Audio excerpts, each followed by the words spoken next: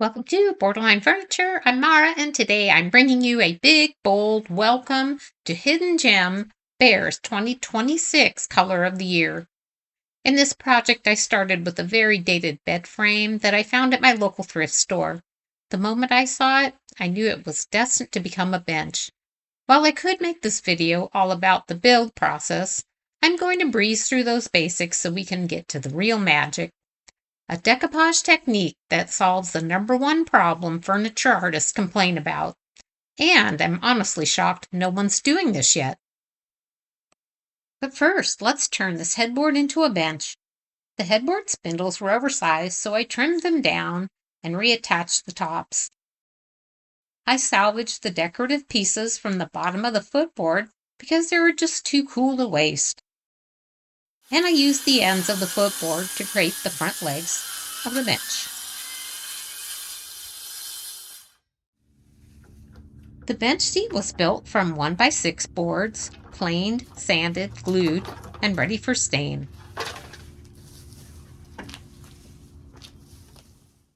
The frame is a simple 2x4 construction, secured to the headboard and legs with pocket screws. If you want a full step-by-step on building a customizable bench, tell me in the comments. I'm planning a dedicated video just for that. I'm not affiliated with Bear Paint, but if you watch my videos, you know I'm a big fan. And when I saw the 2026 Color of the Year, I knew it was the perfect complement to this mermaid paper that I already had in my stash. Before I get into the decoupage trick I promised, I'm giving everything a quick coat of my go-to Rust-Oleum spray primer. Blending the edges of decoupage paper is one of the biggest challenges for furniture artists. In my experience, the surface under the paper always lays smooth, but the edges build up texture from all the paint it takes to hide them, which is something that I experienced while doing this end table. So keep watching to see how I eliminated this by creating texture under my image so that I had to worry a little bit less about the edges. I began by creating my own tracing paper by rubbing chalk on the back of a large piece of paper. The chalked surface was taped to the headboard, and the mermaid image was placed over the paper.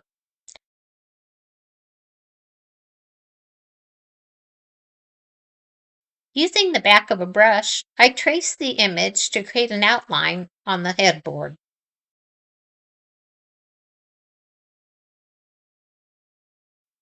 Here you can see that I'm adding joint compound for raised texture under the hair.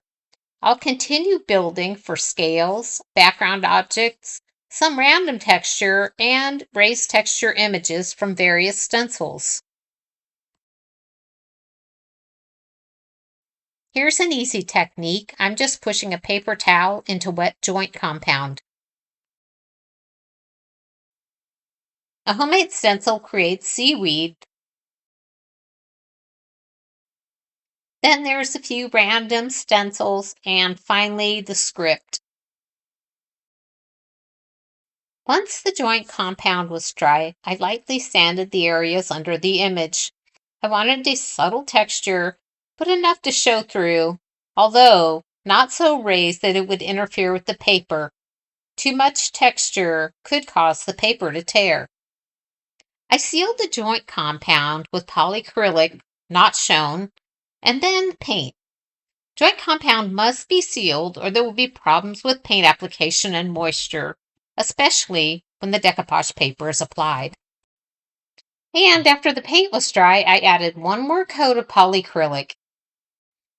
I can't stress this enough. You must properly seal your joint compound prior to applying your decoupage paper.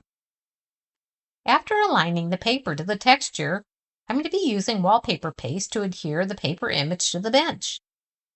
There are two brands at Lowe's, and I prefer the non-cellulose paste because it's more like a cream.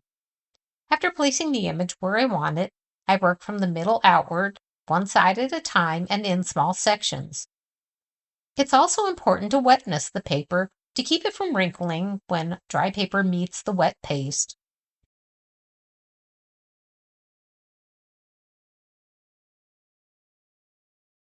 I prefer to use a wallpaper paste tool with a felt edge to push out the air bubbles and smooth the paper.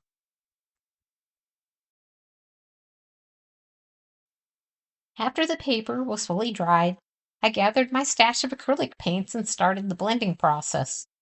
As you can see from this color palette, I've included several shades of green, including Hidden Gem, as the color so closely matches the mermaid image. So I just kept layering on the paint and not worrying too much about the edges of the paper this time, and really focusing on blending the colors together. I actually used the same image for the Beach Please challenge, and blending it today was so much easier because of those raised stencils. Once everything dried, I gave the whole piece a quick spray with polycrylic to seal it in. Okay, this is honestly the most important part and why I'm obsessed with this method. If you've ever struggled with that obvious paper edge or that weird paint ridge that happens when you try to cover it with texture on top, well, this fixes it. Instead of building all that texture over the edge, I'm actually putting texture under the image, and that's what makes this whole edge basically disappear. It blends into the surface instead of sitting on top like a little border. And I purposely took this photo so that you can really see it.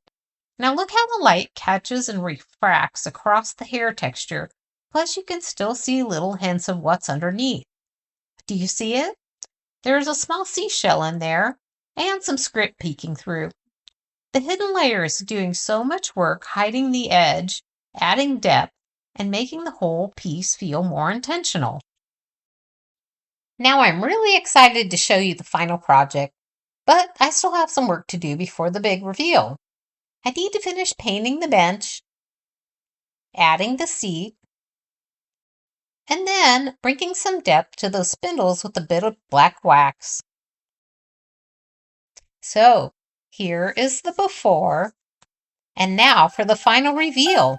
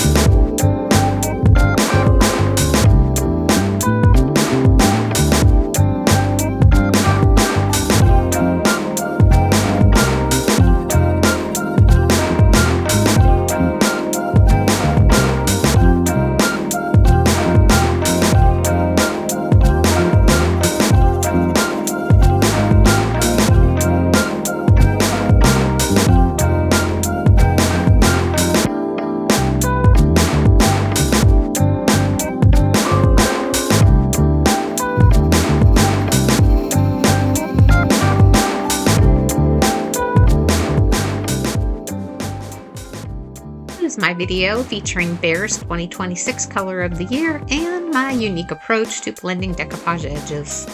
Your likes and comments are always appreciated, and as always, thanks for watching.